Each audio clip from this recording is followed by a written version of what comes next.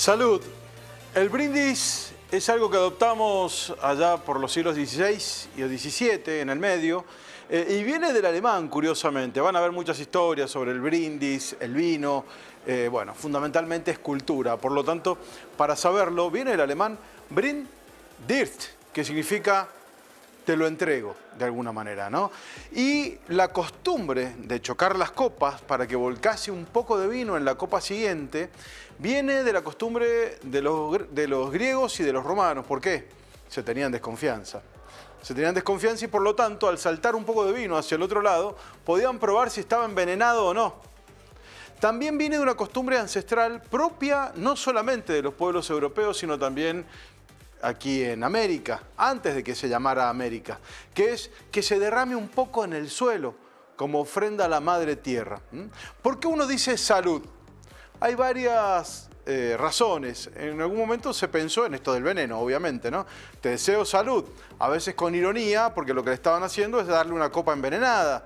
En las épocas de las controversias entre pueblos, en donde el vino servía como unión, pero también como arma. Lo otro, los pueblos más medievales le llamaban salud a un deseo próspero. ¿Por qué? Porque señalaban que tomar vino antes de las comidas servía para mejorar la digestión. Vaya uno a saber qué cosas eran las que comían que necesitaban de semejante prolegómeno como era tomar una buena copa de vino. Este no es un programa de temas vitivinícolas, no es un programa para saber más sobre vinos, no es un programa económico, es un programa para conocer qué pasa en el mundo. Y uno de los temas centrales de hoy en el planeta es la vitivinicultura. Vamos a hablar de las uvas, vamos a hablar de los vinos, vamos a hablar de los trabajadores, del fenómeno del cambio climático, de la crisis que está viviendo la industria, de los consumidores, de estas luchas por la salud, porque resulta ser que para una porción importante de la población del mundo, tomar vino va en contra de la salud. ¿Por qué? Porque tiene alcohol. Por eso están bregando algunos para que no lo tenga. Pero si no tiene alcohol, es vino. Por eso vamos a hablar con muchos expertos. Vamos a tener un informe especial preparado por nuestro director Sergio Romero. Vamos a tener a Pablo Lacoste, directamente después de participar del Congreso Mundial de Vitivinicultura que se hizo en Dijon, en Francia, en donde el tema central es qué viene después del vino. Y aquí viene la pregunta de este programa. ¿Vamos a tener un mundo sin vino? ¿O lo vamos a reinventar para que las uvas sigan sirviendo como fruto y como centro de la vida social, política, económica, pero también como factor antropológico, religioso, cultural, de relaciones públicas? La uva humaniza, civiliza, por otra parte, tiene una historia fenomenal. Vamos a tener expertos en la mesa, van a haber investigadores que van a dar su punto de vista, expertos en vinos que van a dar a conocer qué está pasando en este momento y cómo se imaginan el futuro. Va a estar Alejandro Vigil, un ingeniero agrónomo al frente de una de las bodegas más prósperas que ha logrado reinventarse con el enoturismo y es referente en todo el mundo desde Mendoza. Y es un programa para el mundo, pero también desde el mundo, porque esta crisis que hoy nos afecta está afectando también a otros lugares del planeta. Hablaremos de las nuevas geografías del vino, porque si bien hay lugares que tradicionalmente han sido vitivinícolas a lo largo de por lo menos más de 5.000 años, ahora aparecen nuevos sitios en el planeta con ganas y vocación y voluntad de fabricarlo. Es una industria que nació de la cultura, que nació de las relaciones humanas y que promete devolvernos humanidad en tiempos de inteligencia artificial. ¿Quién lo va a hacer si no es el vino? Para reunirnos, para volver a brindar, para desearnos salud, para mirarnos a los ojos entre humanos y que cause sus efectos. Les doy la bienvenida, así, con una copa de vino. Este programa se llama ¿Qué mundo tenemos? Analiza la situación del planeta. Tratamos de acercarnos a los puntos de conflicto, a los puntos de análisis más importantes en función de la agenda, pero también de lo que ustedes proponen. Porque este programa queda en YouTube y se puede ver cuando quieran. En YouTube estamos recibiendo los comentarios y sugerencias de cada una de las personas que lo ven hasta ahora en más de 20 países. Así que muy agradecidos, les doy la bienvenida. Mi nombre es Gabriel Conte. Hay un gran equipo trabajando aquí y vamos a ir de lleno a conocer un informe especial sobre la vitivinicultura. ¿El vino muere o se reinventa?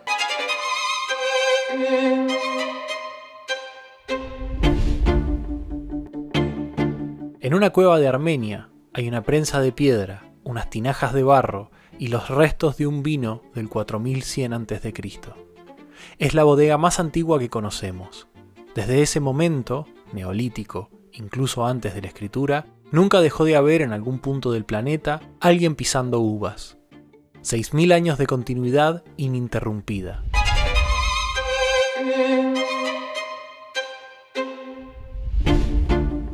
Hasta ahora. Porque en los últimos 4 años el consumo mundial de vino cayó a su nivel más bajo en más de 60 años. Y la pregunta que recorre hoy toda la industria es simple y un poco incómoda. ¿Se está muriendo el vino? Primero, los números. En 2025 se bebieron en el mundo 208 millones de hectolitros de vino, 2,7% menos que el año anterior.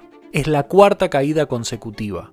9 de los 10 mercados más grandes del planeta retrocedieron. Y las señales más fuertes vienen justamente de los países que inventaron la palabra vino. En Francia, el gobierno les ha pagado a los productores 4.000 euros por cada hectárea de viñedo que arranquen para siempre. Ya eliminaron más de 27.000 hectáreas. En China, lo que hace una década era la gran promesa del mercado, se derrumbó. Las importaciones cayeron más de un 26% en un solo año. Y en Mendoza, epicentro de la vitivinicultura argentina, el consumo interno tocó en 2025 su piso histórico. Nadie en la industria discute los números, lo que se discute es qué significan. I think it will be definitely a factor, and in the wine market, that what's going to suffer are those, bottom shelf in the supermarket wines. Porque detrás de la caída del consumo hay personas, y las personas cambiaron. La generación Z bebe menos que ninguna otra generación a su misma edad. En Estados Unidos, 6 de cada 10 jóvenes dicen que van a tomar menos alcohol este año. Y no solo es una moda. En 2023, la Organización Mundial de la Salud declaró que no existe un nivel seguro de consumo de alcohol. Mientras tanto, hay un tercer actor inesperado, los medicamentos para adelgazar. Fármacos como los agonistas GLP-1, que hoy usa 1 de cada 9 adultos en Estados Unidos, parecen apagar también las ganas de beber. La enología no se quedó quieta. Hoy existe tecnología capaz de sacarle el alcohol al vino sin arruinar su aroma, columnas que separan los compuestos volátiles molécula por molécula, membranas que filtran el etanol a baja temperatura. El resultado son vinos de 0,0% que legalmente siguen llamándose vino. Y el mapa también se mueve. En el sur de Inglaterra, donde hace 40 años era impensado cultivar vid, hoy hay bodegas que le ganan premios a la propia champaña. El vino no se está achicando, se está mudando. Y acá aparece la paradoja que cambia toda la historia. Mientras las botellas se venden menos, las visitas a las bodegas se multiplican. El turismo del vino crece a un ritmo de 2 dígitos por año, muy por encima de casi cualquier otro rubro turístico. La gente compra menos vino, pero paga más por él y viaja más lejos para tomarlo en el lugar donde nació. No es la primera vez que la industria tiene que reinventar el relato. El vino ya sobrevivió a la filoxera, que le comió las raíces a media Europa, sobrevivió a la ley seca, sobrevivió a 2 guerras mundiales. Cada vez cambió de forma para seguir existiendo. 8000 años después de aquella cueva en Armenia, la pregunta ya no es si el vino va a desaparecer. Es qué significa la palabra vino de acá en más.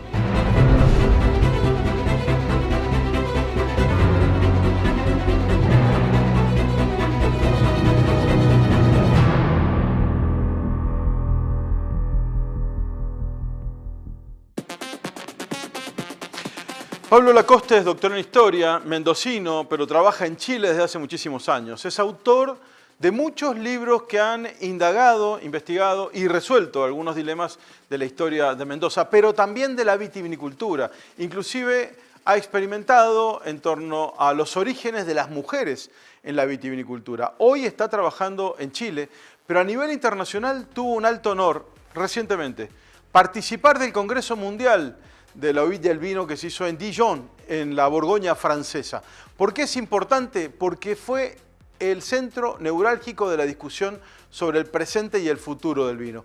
Hace algunas analogías en un informe que he preparado para ¿Qué mundo tenemos?, en torno a lo que pasa con el vino hoy, con lo que pasó en otras épocas, cuando no había uva en función de las plagas.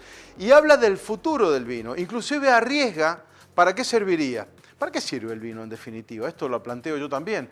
Vamos a ver la opinión, el análisis y lo que pudo observar de parte de los máximos expertos en vitivinicultura de todo el mundo reunidos en Dijon, Pablo Lacoste. Esta conferencia internacional sobre el vino que se acaba de realizar en la ciudad de Dijon, en Borgoña, en Francia.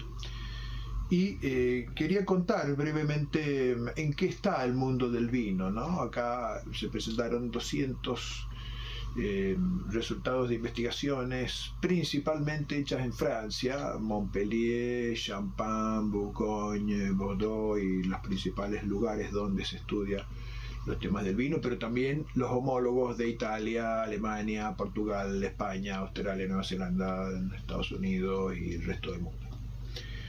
250. Entonces, ¿en dónde está? ¿Qué es lo que está buscando ahora, 2026, la industria del vino para surgir, para enfrentar esta crisis de caída de mercados, de cambios culturales, cambio en la cultura del consumidor, las pautas comerciales? ¿Qué están buscando? Bueno, más o menos un tercio estuvieron con temas de desalcoholización, como a través de laboratorios, ósmosis inversa, extraer el alcohol del vino y luego sustituirlo por otros elementos que lo reemplacen, ¿no? Porque el alcohol es muy central en el vino. Y para poder conservarlo, bueno, si no hay alcohol hay que encontrar elementos que le den, a través de química, bueno, le den el color que tiene el vino, le den los aromas, la estructura y la capacidad de conservación en buenas condiciones. Entonces, muchas ponencias sobre eso, muchas sobre incendios. Hay billones de dólares al año de pérdida de la industria del vino porque los incendios forestales en zonas cercanas a los viñedos generan un proceso de ahumar la uva y eso deteriora la calidad del vino. Entonces hay un montón de presentaciones de estos casos para California, Chile, Australia, Nueva Zelanda, Europa. Bueno, hay muchas ponencias sobre eso. También muchos estudios sobre los polifenoles, o sea, aquellos elementos del vino que son buenos para la salud, antioxidantes y que te ayudan a vivir mejor. Eso también lo vimos. Experiencias de crianza de vino en condiciones submarinas. Entonces hay ponencias, sobre todo de las universidades de la Champaña, donde han detectado que, bueno, si se cría el vino a más de 20 metros bajo el nivel del mar, se consiguen algunas propiedades interesantes. El vino tiene una crianza sin oxígeno exterior, sin luz, con temperatura estable, y eso puede ser interesante como un elemento de marketing. En el caso del espumante, las cadenas, digamos, de espuma funcionan bien, se consolidan, son incluso están mejores que si se conservan en la bodega, y se eliminan los costos de bodegaje, de mantenerlo a una temperatura constante, de seguridad, de construcción. Bueno, entonces esto es un poquito, también se está viendo, pero no hay muchos cambios relevantes. Y la conferencia final me impactó mucho.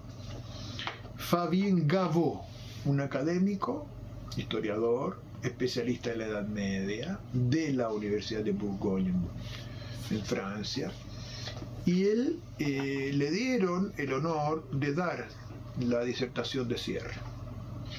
Y él dijo que tengamos mucho cuidado, que bueno, él felicitaba a todos los químicos, a todos los laboratorios que estaban ahí, que estaban viendo cómo la química puede reemplazar el alcohol.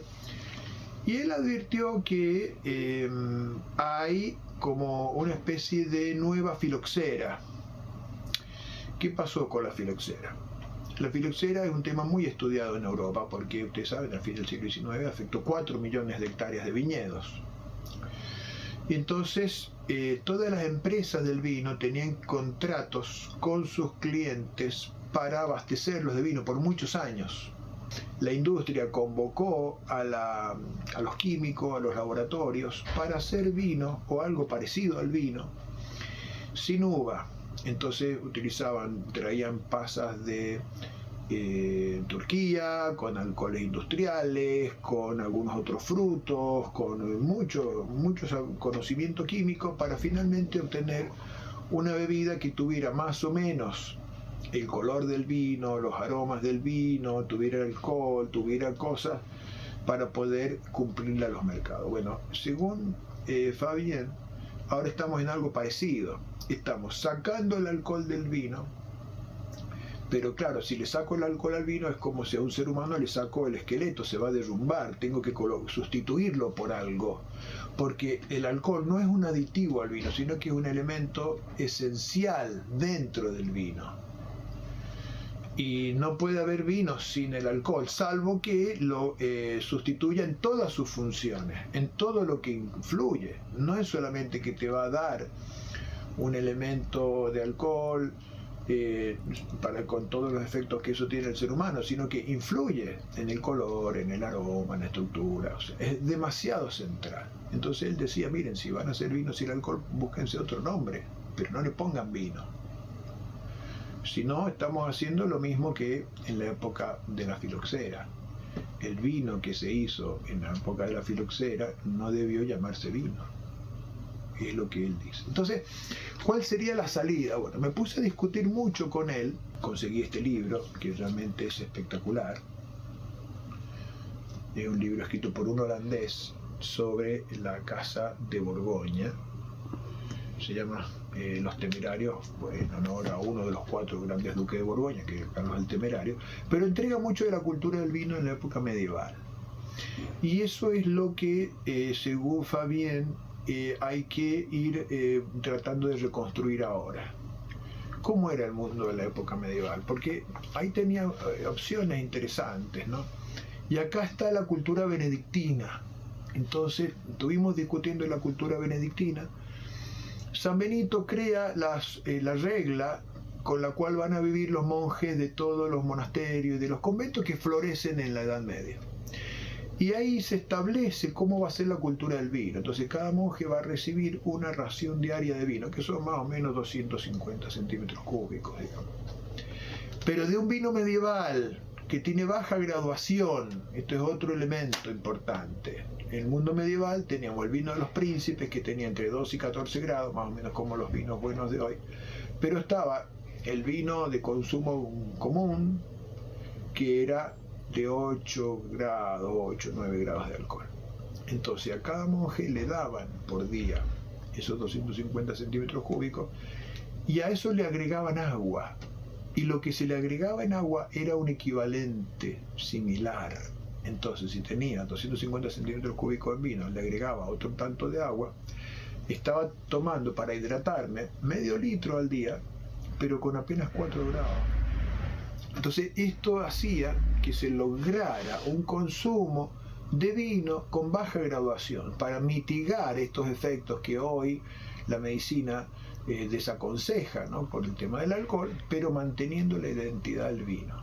Entonces esto es un elemento interesante que nos aportó Fabien en esta larga charla que tuvimos con motivo de este congreso, y él dice que el vino tiene un papel en la cultura fundamental, que es construir vínculos.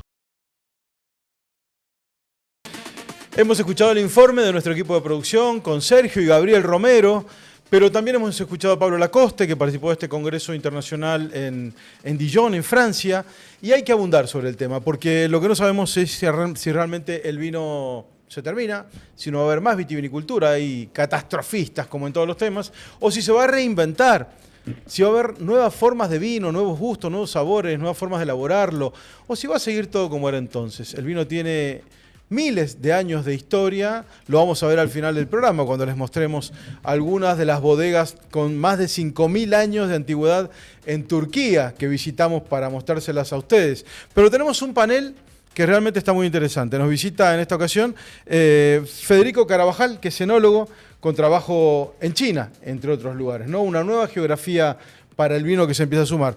Está Alejandro Llanari, investigador, docente de la Universidad Nacional de Cuyo, que por otra parte también da clases en Europa. Por lo tanto, tiene conocimiento tangible y real de lo que está sucediendo en esos lugares. Y con nosotros también la sommelier experta, Sandra Calvete. Bienvenidos a todos. Gracias. Y bueno, y fundamentalmente todos tenemos una copa de vino porque estamos alargando la agonía, ¿no? Como para que de alguna manera sobreviva. Pero la palabra está en ustedes. ¿Se está muriendo el vino con esta crisis del consumo que se está haciendo sentir y que desde el punto de vista de la Argentina, que tiene una presencia relativamente cercana en el mundo, parece terminal, pero el mundo ha tenido muchas crisis del vino, ¿no? ¿Qué piensan ustedes sobre esta situación que se está viviendo, como para arrancar la conversación? Puedo empezar. Empezaba, Federico. Bueno, lo que pasa es que hay cambios en el consumidor, nuevas tendencias, desarrollo de nuevas regiones vitivinícolas, como mencionabas en China. Bueno, si uno ve lo que está pasando en la industria del vino en China actualmente, casi todas las provincias de China están elaborando vino. Y ya no es que China elabora vinos de mala calidad, sino que están compitiendo a nivel mundial. Ahora, si nadie consume vino, ¿para qué China, que tiene tantos habitantes y no tienen la costumbre de tomar vino, elaboran vino? ¿Por qué lo hacen? Es que, como decís, es tan grande la población que satisface el mercado. Pero bueno, no tienen la cultura y también les pasa como acá, que hay sobrestock de vinos.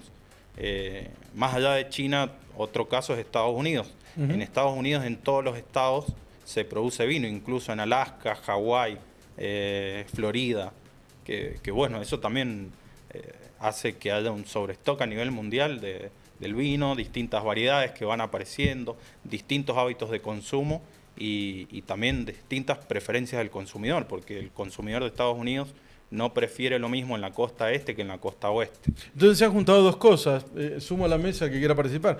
Se ha juntado que hay nuevas variedades de vino, nuevos lugares donde se produce vino, hay mucho vino, y eso coincide con una época, una tendencia mundial a dejar de consumir bebidas con alcohol, por ejemplo, ¿no? En realidad para mí hay un cambio cultural que es global, en donde se consume menos vino, hay una generación, la generación los millennials o la generación Z, en donde deciden consumir menos vino y hay una oferta de otras bebidas que ya vienen prácticas, o sea, son más prácticas para este tipo de consumidor. El vino, si bien en una época nosotros teníamos reuniones familiares en donde había mucha más gente, o sea, teníamos muchos más participantes en la mesa o comensales, entonces todos tomábamos vino todos los días, no teníamos ningún problema con eso. Ahora sí hay un cambio de cultura en cuanto a lo que es la parte fitness, hay un cambio también en las restricciones a la hora de salir a manejar, a la hora de trabajar y demás. Y se suman también otras,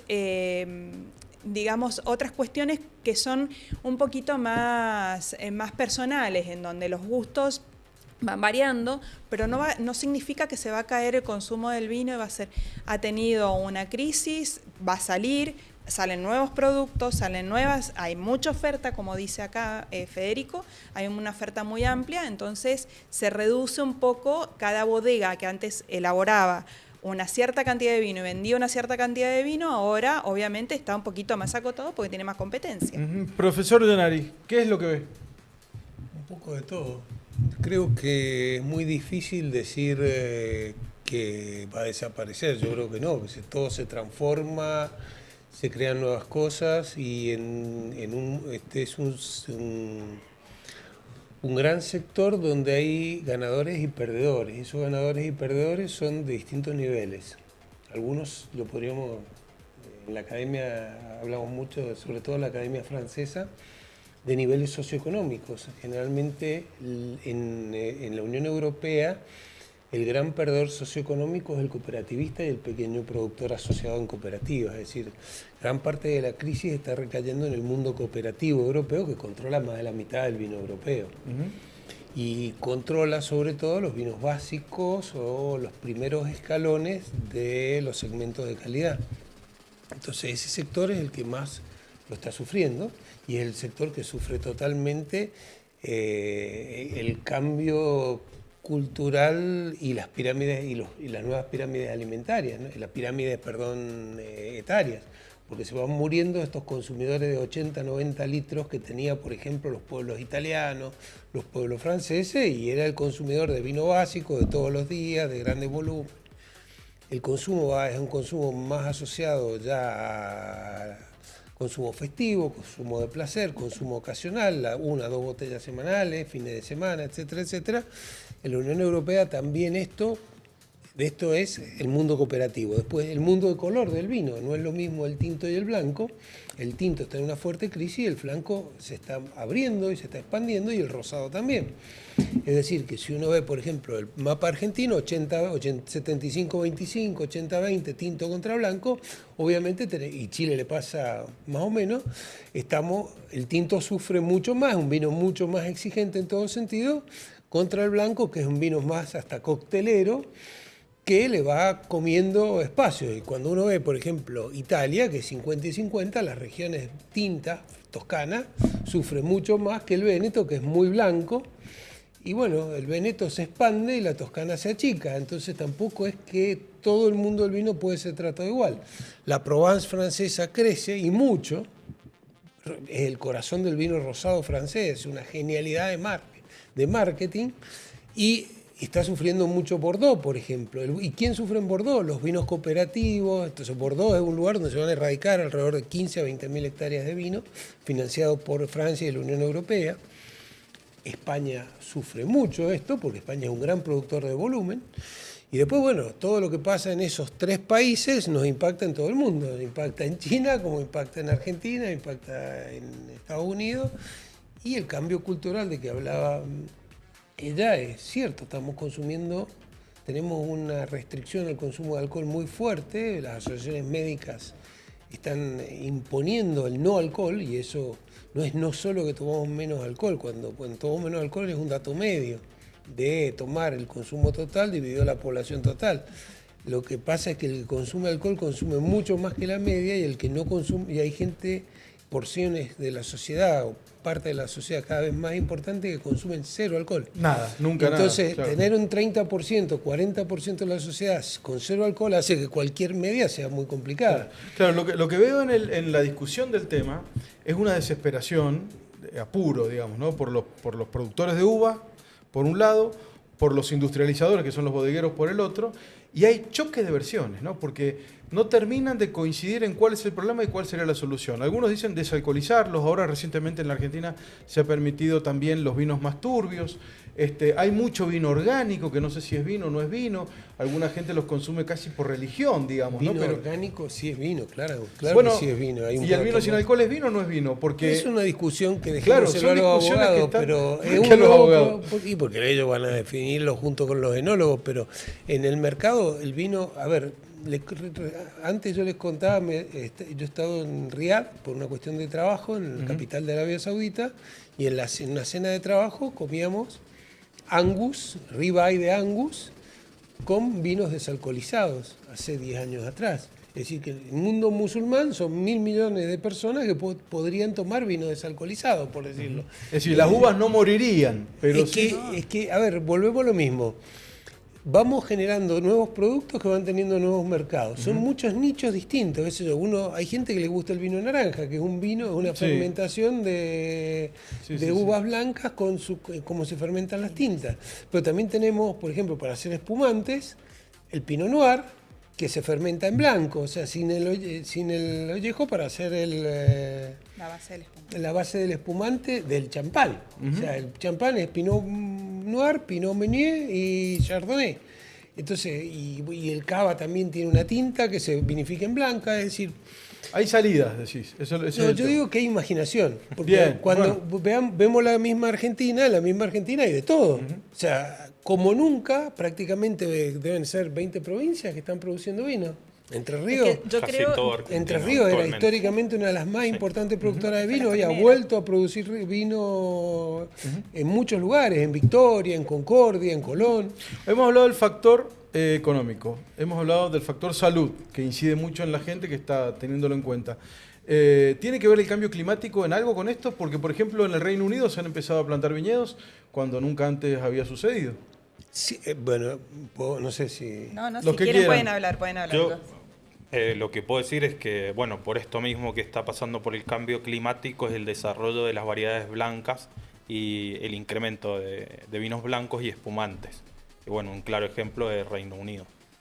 El Reino Unido es el principal consumidor en volumen de todo el mundo. A ver, el principal importador en volumen y uno de los principales consumidores, igual que Estados Unidos, es donde miramos todo. También Alemania es un gran importador, solo que Alemania importa barato y graneles, y sobre todo de España y de Italia, y después de otros lugares del mundo. Entonces ahí la competencia es monstruosa, es feroz. En Alemania hay una figura que no existe en otros lugares, que en Inglaterra la quieren imitar, que es del bottler. ¿Qué es eso? El bottler es el tipo que compra vinos a granel de cualquier lugar, te pone un techo de precio, por ejemplo, 50 centavos de euro el litro o 40 centavos de euro el litro, que generalmente lo trae en camión de España, lo fracciona con la marca de algún supermercado de esos de descuento, como Aldi, Lidl, y te dice este vino va a 2 euros. Eso destruye el sistema vino, porque lo que hace es tirar todo el sistema para abajo. Entonces uno dice, yo quiero que aumente el consumo de ese vino, no me interesa. A ver, yo creo que no es bueno. Pero eso no es lo que mantiene vivos a los pequeños productores de vino a granel, en todo caso.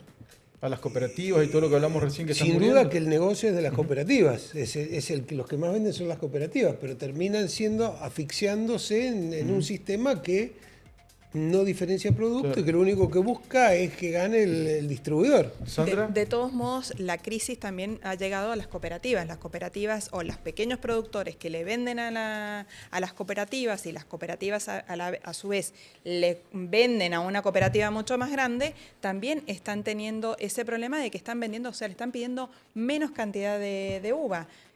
Año a año ha bajado la producción y ha bajado el consumo, o sea, va todo de la mano, porque los pequeños productores o los pequeños bodegueros lo que hacen es, bueno, este año voy a tener una producción de tanta cantidad de vino porque es lo que tengo estipulado vender. Entonces, si alguien quiere venir a venderme más uva, no puedo. No puedo pagarla, no tengo capacidad para recepcionar porque no tengo los insumos secos, las botellas, todo que se ha encarecido también un montón, porque después de pandemia la inflación fue mundial, entonces también todos todo eso fue a parar al vino. Los impuestos, La inflación en Las dólares, tintas, los la inflación papeles. en dólares de la Sí. Argentina, que es Sí, una lo que cosa estoy muy detectando en la particular. charla es un montón de argumentos, algunos que colisionan inclusive, ¿no? Todo colisiona. Por ejemplo, traigo a la mesa, ya no está con nosotros, que es Michel Roland. En noviembre tuvimos una charla muy larga y lo que me quedó de esa charla que mantuvimos aquí en Mendoza fue, a mí no me vengan con que el vino sin alcohol es vino. Entonces eso hay que llamarlo de otra manera, pero vino no es, por ejemplo, ¿no? Fue su gran definición. Esa es una discusión abierta en Europa. Está abierta. Si llamarlo o no vino. Lo otro que planteó, que también me pareció muy interesante, esto.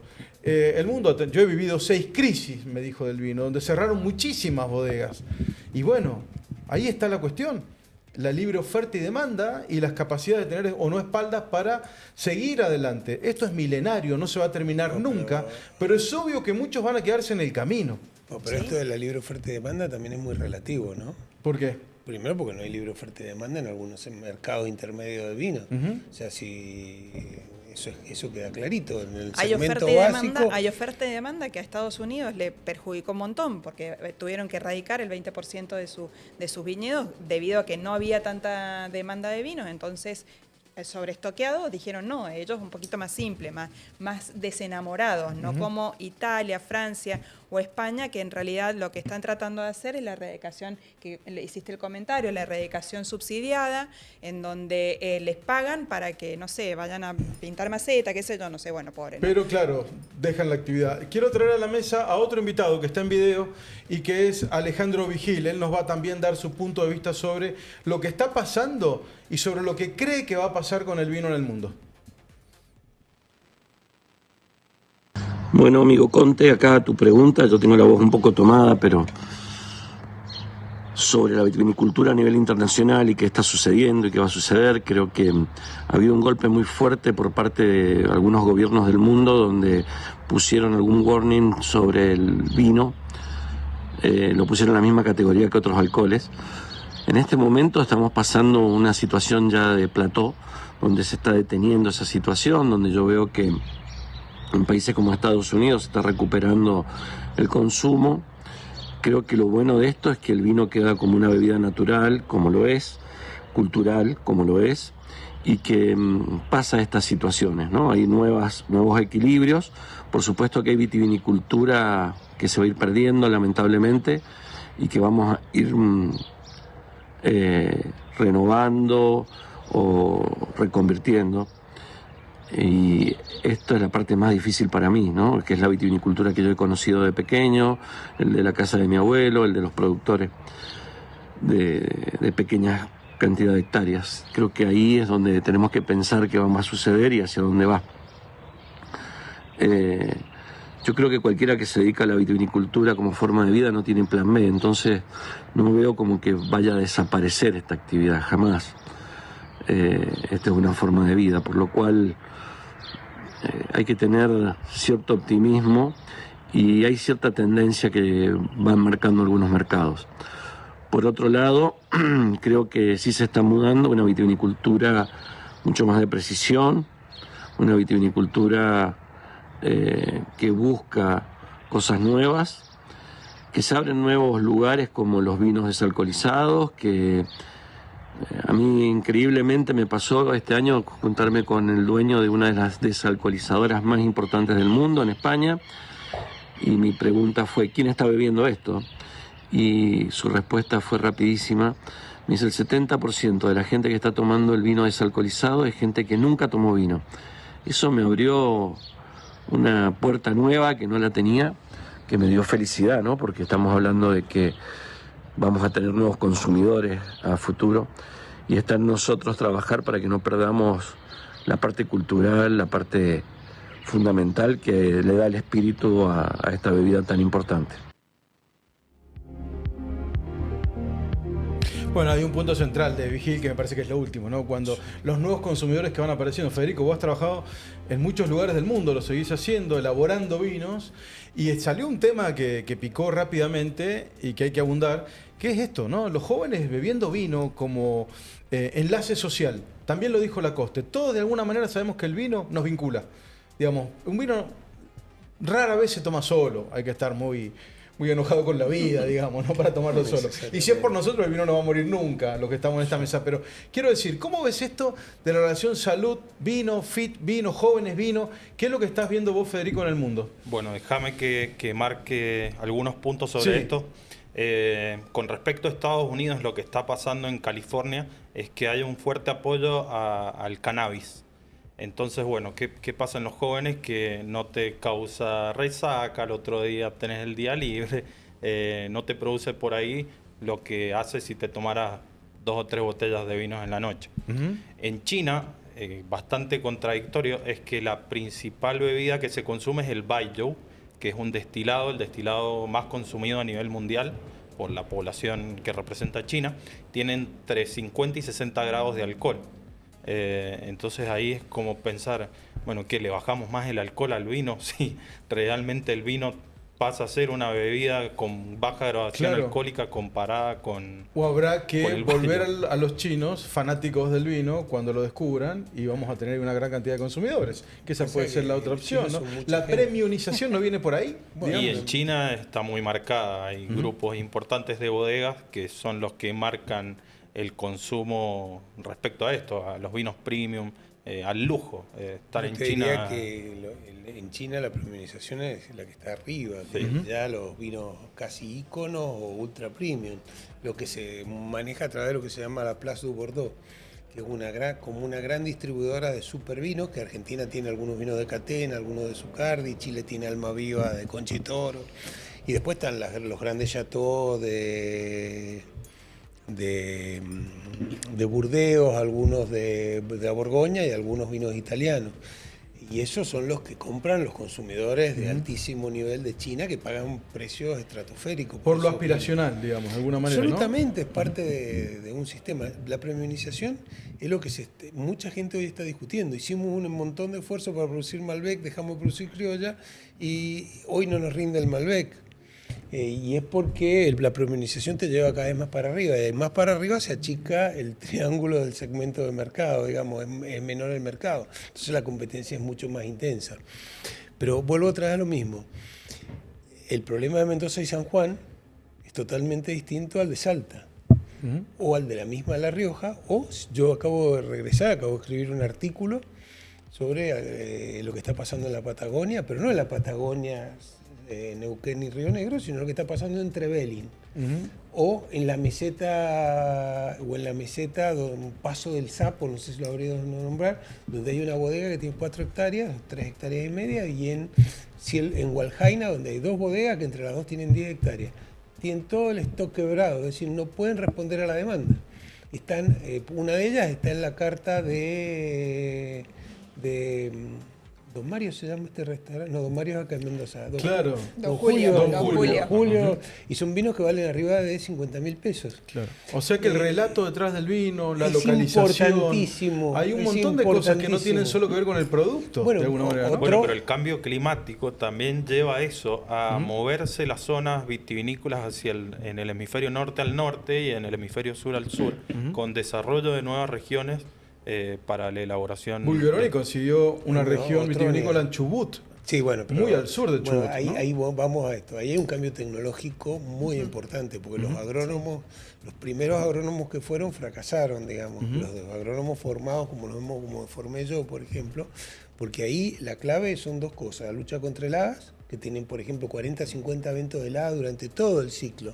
Por lo tanto, la irrigación no es solo la irrigación a gota, riego por goteo, sino tienen aspersores para combatir heladas durante todo el año. Hablando con los dueños de una de las bodegas más bonitas que he visto, que se llama Viña de Nantifol, que está al lado del campo de tulipanes. ¿Han visto esa foto del campo de tulipanes? Claro. La bodega está al lado. Es una genialidad de marketing y de storytelling y de wine design thinking, o sea, cómo piensan el producto. Es una genialidad. Ellos tienen prácticamente alrededor de entre 40 y 60 eventos de lucha contra helada al año. O sea, que tienen que tener un abastecimiento de agua, que por eso Nant es arroyo en idioma galés. El arroyo, un arroyito, el arroyito Nant le pasa por el medio y ellos tienen como un gran depósito donde se aseguran el agua para hacer este sistema. Yo vi 5 bodegas, deben haber algunas más, todas de altísima gama, todos con vino de 50.000 para arriba, y acá está el fenómeno. Es el enoturismo el gran trajinador del sistema vino en todo el mundo en este momento. Claro. Y ese enoturismo lo que busca es algo nuevo. Entonces vos de golpe y porrazo un vino de Lanzarote, no sé, ¿conocen Lanzarote? Sí, claro. Son las islas Canarias, una de las Islas Canarias, que se hacen en unos agujeros gigantes donde se cosecha agua prácticamente y tiene todo un sistema cultural. Ese vino vale muchísimo más que la media del vino español. Yo vi un estudio, por ejemplo, que el turista que visita bodegas en Lanzarote, que es una zona turística tremenda, se queda entre 1 día y 2 días más.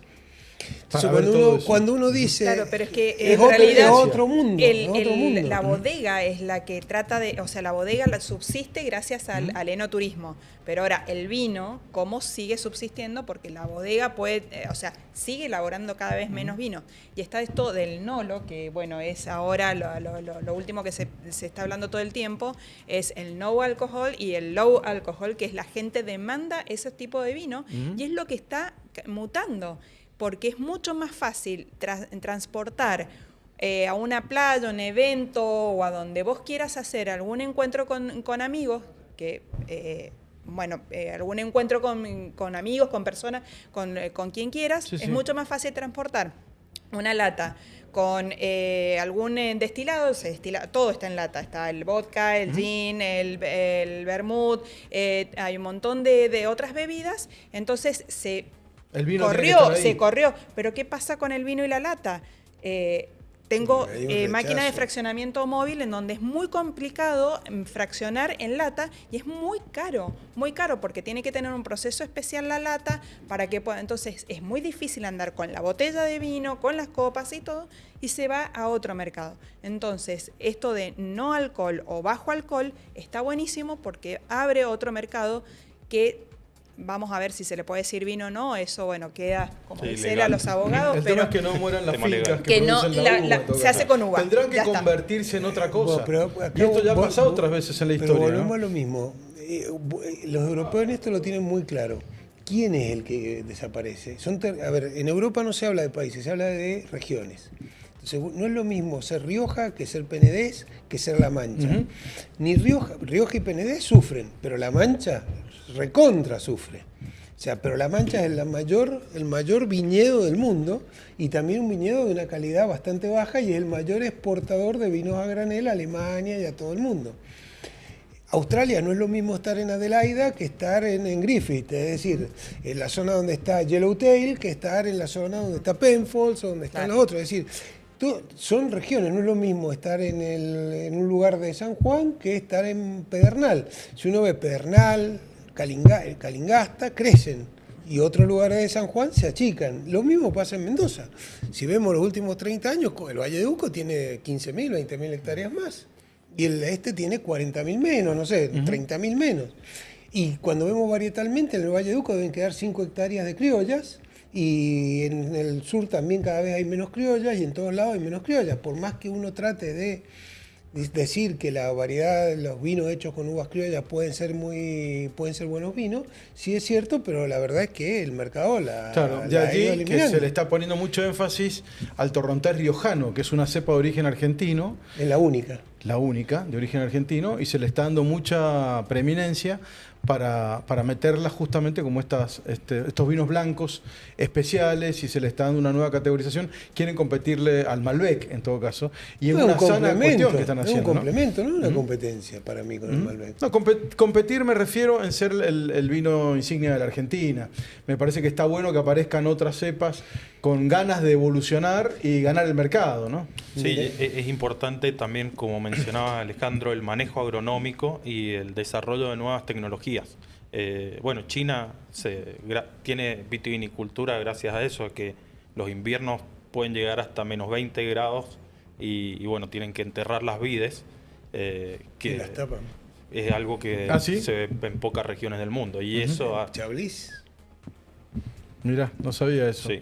Y muy importante con respecto al video de Alejandro, el tema de buscar los nichos de mercado y las pequeñas y medianas bodegas de Argentina empezar a aportar a la exportación de los vinos y desarrollar un poco más dentro de la propia bodega, porque hay muchas bodegas que por ahí tienen la oportunidad pero no tienen esa fortaleza o el desarrollo del caminito. O familias que han depositado la confianza en el vino con el que le fue bien al abuelo y que hoy no pega, de alguna manera. Eso lo hemos visto en muchas charlas que se han dado al respecto, en donde se deposita esa confianza en seguir haciendo nada, digamos, ¿no? Montados en la ola del abuelo, y la verdad que el mundo va cambiando vertiginosamente. Fíjate, pero hay algo que creo que tenemos que ver, que si miremos 30 años atrás, no teníamos los 150 millones, entre 100 y 200 millones de dólares de exportación de mosto concentrado, que no lo ponemos en la cuenta, pero son el 80-90% de eso se exporta.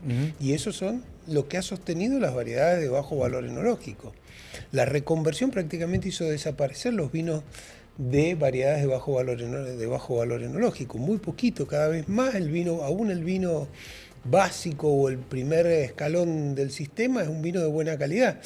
En 30 años atrás no era así, tampoco en Italia era así. Es decir, que hay un mundo que cambió y va a seguir evolucionando y va a seguir cambiando. Y hay nuevos productos. Yo creo que el mayor nuevo producto es el intangible del enoturismo. Y el enoturismo es acá y en todo el mundo, porque la gente se mueve cada vez más Yo vuelvo a insistir, con la gente de Nantifol crearon un camping en el viñedo, tienen un pequeño hotel y una especie de 32 puestos de caravans. O sea, Las casillas rodantes. Sí, pero claro. no. O sea, yo tengo casillas rodantes que valen $200.000, que vienen acá o más, que sacan motos, sacan cosas de adentro, Exacto. son gigantes. Sí. O sea, que No, porque es un la crisis segmento no es solo del gigante. vino, es la economía la que está mutando. Bueno, el pero- turismo también se dice en crisis, sin embargo la gente sigue viajando. El comercio se dice en crisis, pero la gente ahora compra por el teléfono, no va a los centros comerciales callejeros, a cielo abierto, digamos. Entonces, no es que mueran las actividades, sino que se están transformando de alguna manera, ¿no? Se Sin transforman duda, porque la- es experiencia lo que busca la gente. Ahora la gente ya busca tomar un vino, pero generado por una experiencia. Entonces se va a una bodega en donde le hacen pasos, en donde se lo maridan, en donde le tapan los ojos, en donde le ponen en una caravan y lo llevan a hacer un circuito. Entonces después hay muchos que se hacen en bicicleta en Italia, Aquí también. que se Lados. hacen en bicicleta, vos vas, recorres y te esperan después en una posada con un buen vino y todo. Por más que sea algo de, o sea, combinás todo, pero En el tinto del Chianti, que es uno de los tintos que más sufren la crisis, que el Chianti es una de las zonas que más sufre la crisis, un vino que ha quedado antiguo. En Florencia te ofrecen en los hoteles el tour del Chianti. El tour del Chianti es en Vespa. Es maravilloso. Una cosa maravillosa, Claro. pero claro, es como todo suma. $120 el día y te ponen a mediodía, te ponen Y con eso hacen sobrevivir el mantelcito, Chianti. No digo que lo hagan sobrevivir, hay grandes bodegas y todo, pero es un vino que le cuesta, tiene problemas de mercado, pero el turismo ayuda enormemente a un montón de cosas en el territorio, porque el vino no es solo el vino, es el territorio que Claro. desarrolla. O sea, y no es lo mismo si vos estás, como esto que te explicaba en Trevelin, que estás desarrollando y tenés, por ejemplo, una bodega que tiene 10 empleados en un pueblo que tiene quizás 20.000 habitantes, que son 5 bodegas y una sola tiene 10 empleados, que si estás en un lugar donde haces todo grandes volúmenes, todo automatizado, y quizás tenés 10 empleados en una ciudad de 50, 60.000 habitantes, como vos estabas explicando los problemas que tenías en tus mercados cuando vas Claro. a... Bueno, Yo, sí, disculpa, Federico. creo también que es importante para nosotros los profesionales que estamos insertos en la industria del vino empezar a desarrollarnos y desarrollarnos académicamente en cuanto a enoturismo y bueno, comercialización, exportación. No es solo ser agrónomo y estar en el viñedo, ni enólogo, ni elaborar vinos, bueno, ni sommelier y realizar su trabajo. Hay que ver un poquito más allá porque es lo que va a hacer que la industria tenga por ahí otras oportunidades. El enoturismo comparado con regiones de Europa, en Argentina, falta. Bueno, está bastante. Lo Está último, bastante bien en los últimos años, ya hay mucho apoyo, pero todavía nos falta. lo último me parece que podemos consensuar es que el vino no va a morir, No, que va a nunca. sobrevivir, que se va a transformar. Mirá, creo sí. Creo que una de las cosas que tenemos que poner a un punto, que creo que Wines of Argentina lo dice permanentemente, son las certificaciones. Todo el mundo te pide certificaciones de Sí. algún tipo, de control integrado de plagas, biológico, biodinámico, Manipulación ahora de alimentos. regenerativo. Hay una certificación que en Argentina no se da, pero yo lo lamento mucho, que se llama Old Wines, o sea, los viejos vinos que provienen de cepas que tienen más de 40 años, más de 50 años, más de 70 años. Qué bonito eso, porque tenemos. Bueno, por supuesto, pero no lo ponemos en valor. O sea, no tenemos a alguien que nos certifique eso para ponerlo en valor. Eso en Argentina, lo que hoy está más de moda es el regenerativo, que es el tipo de más importante en la gestión del suelo, que el suelo es determinante en todo esto. En Europa están poniendo muchísimo dinero en todo esto. ¿Sí? Muchísimo dinero. Ponen ese dinero y después ponen dinero para otras cosas que no deberían ponerla, y esa es una opinión muy personal claro, sí, mía, sí. ¿no? Pero todo el tema sustentabilidad, y no confundir sustentabilidad con lo ambiental. Sustentabilidad es ambiente, economía y social. Esto que te comentaba de los vinos de Chubut es un claro caso, por ejemplo, de sustentabilidad social, o algunos vinos de la cooperativa La Riojana, Exacto. que tienen uno de los mayores vendedores del vino Exportadores. y exportadores con certificación de comercio justo, de Fair Trade. O vinos, por ejemplo, certificados de comunidades de pueblos originarios, como hay en Amaicha del Valle, en Tucumán. Que O los hay- biodinámicos de Luján de hay una Cuyo. bodega, inclusive, ¿no? Los hay una dinámicos bodega son que más está manejada complicados, pero solamente- también. solamente por gente de la comunidad aborigen de ahí De Amaicha del Valle. Sí, yo la tremenda, financié cuando hermosa. fui, estaba en Lucar, ¿te acordás? En Buenos Aires. Financiamos la construcción de esa bodega y un organismo internacional que se llama Fondo Internacional para el Desarrollo Agrícola, que tiene sede en Roma y que trabaja con los agricultores más pobres o con estos casos de comunidades de pueblos originarios. Sí. Aprovechamos, por iniciativa del embajador argentino ante la FAO y ante FIDA, de llevar vinos de esta colectividad, y tuve un caso de ruptura total de esquema. Llevamos 30 botellas entre lo que pudimos llevar en el avión, para un evento mínimo chiquitito. Llevamos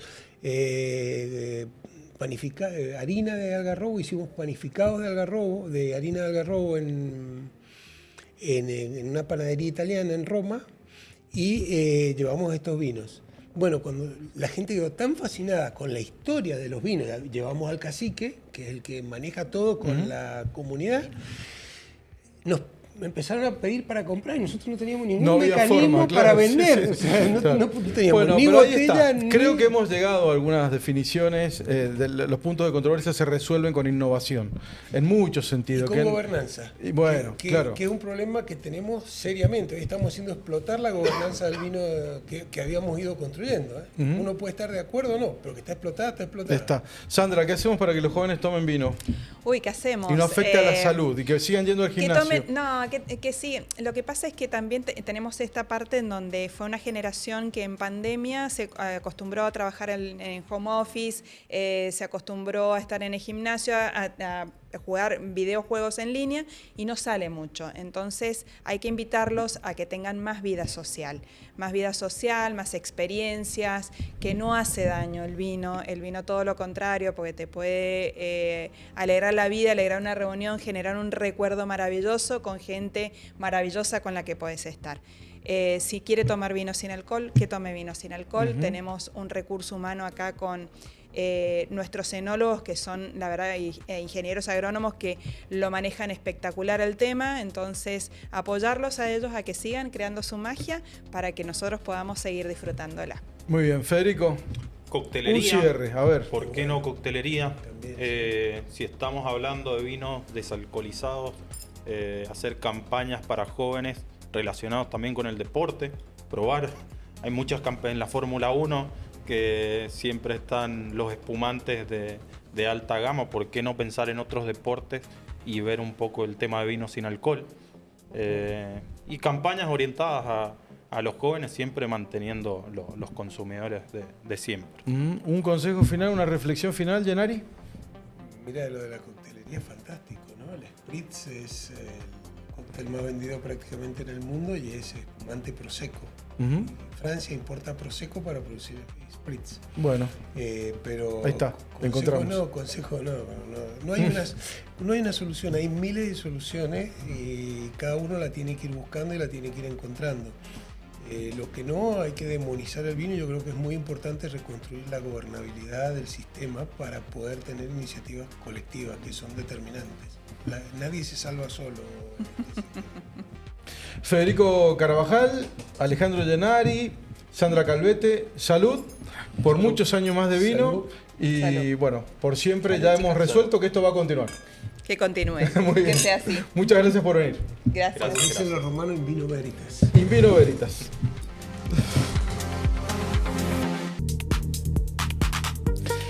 Vamos a cerrar y quería mostrarles una perlita. Hemos viajado para mostrarles algunos lugares del mundo. Un lugar puntual que tiene mucho que ver con la historia del vino, en donde el vino fue un poco el eje de la sociedad durante muchísimo tiempo, aun cuando fue prohibido. Miren, hace más de 5.000 años, Capadocia, en Turquía, fue uno de los lugares, junto con Armenia y con Georgia, en donde se inició la producción de vino. De algo que se puede decir, se inventó, se descubrió. Bueno, ejes históricos del vino, Capadocia, en Turquía, una zona volcánica, en donde en la época de los hutíes, antes de que sufrieran la invasión de los otomanos, que eran islamistas y por lo tanto no consumían vino y perseguían la producción de vino, tenían un código de vida de 847 artículos. 20 de esos artículos, estamos hablando de más de 1500 años antes de Cristo, hablaban de cómo regular el vino. Hablaban de su calidad, hablaban de la forma de elaboración, hablaban del cepaje.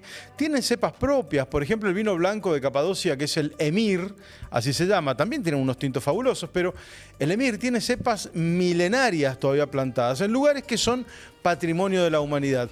¿En dónde? En terrenos que son absolutamente volcánicos. Y ustedes dicen, ¿y cómo puede darse allí una cepa? Sí, estamos hablando de una planta noble, con un fruto noble y con un producto industrializado todavía más noble. La gente hizo alguna de las primeras bodegas hace 3000 años cavándola en la piedra fácil de cavar de la zona volcánica, en donde tenían las piletas donde depositaban el vino, hacían el agujero para que surgiera el jugo, lo estoy contando en términos absolutamente simples, y después lo depositaban en vasijas de barro bajo la tierra o en las mismas cuevas en la montaña. ¿Qué sucedió cuando llegaron los hutíes? Fueron perseguidos, llegaron los otomanos y siguieron haciéndolo. ¿En dónde? Bajo la tierra, en ciudades subterráneas. Las cepas, escondidas en los valles, eran fertilizadas de alguna manera con palomares que creaban en las montañas. Sí, es increíble lo que les estoy contando, pero lo hemos visto y hemos traído los videos para mostrárselos a ustedes desde el lugar, en donde pueden ver los huecos en las paredes internas de las montañas, lejos de la vista de los caminos por donde transitaban los que vigilaban y controlaban el lugar, en donde las palomas se criaban y con su abono fertilizaban los viñedos. Muchos de esos viñedos todavía están en pie. Algunos son sus descendientes, sus plantas descendientes. Hay un turismo enológico, enocultural, enoturístico en la zona de Capadocia, en Turquía. Ustedes lo conocerán o reconocerán porque allí es donde se realizan los vuelos masivos en globos aerostáticos, entre otras cosas. Pero la cultura vitivinícola reconoce allí 4 o 5 mil años de historia. Es fascinante ver cómo en la piedra, con elementos absolutamente rudimentarios, podían fabricar esto que generaba civilización, religión, discusiones, charlas, fiestas, la unión del pueblo, la conversación, la alegría venía de la mano del vino hace muchísimos años. Por eso es algo que consideramos, es el dictamen que da este programa después de haberlo charlado con muchos especialistas, se va a transformar muy posiblemente, pero es difícil que muera.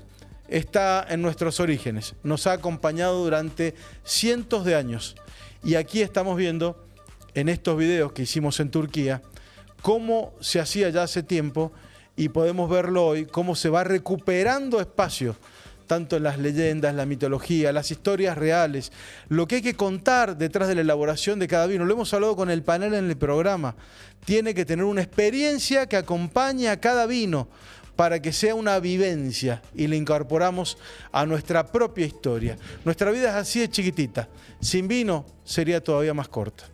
Muchas gracias, les quiero agradecer por estar allí. Estamos en 617 multiplataformas, si nos buscan en YouTube, nos dejan sus opiniones, comentarios, sugerencias para próximos programas y les cuento que este es un equipazo, realmente el que está trabajando para que salga una vez por semana al menos un video con sus informes especiales. Está dirigido por Sergio Romero, la producción ejecutiva es de Gabriel Romero.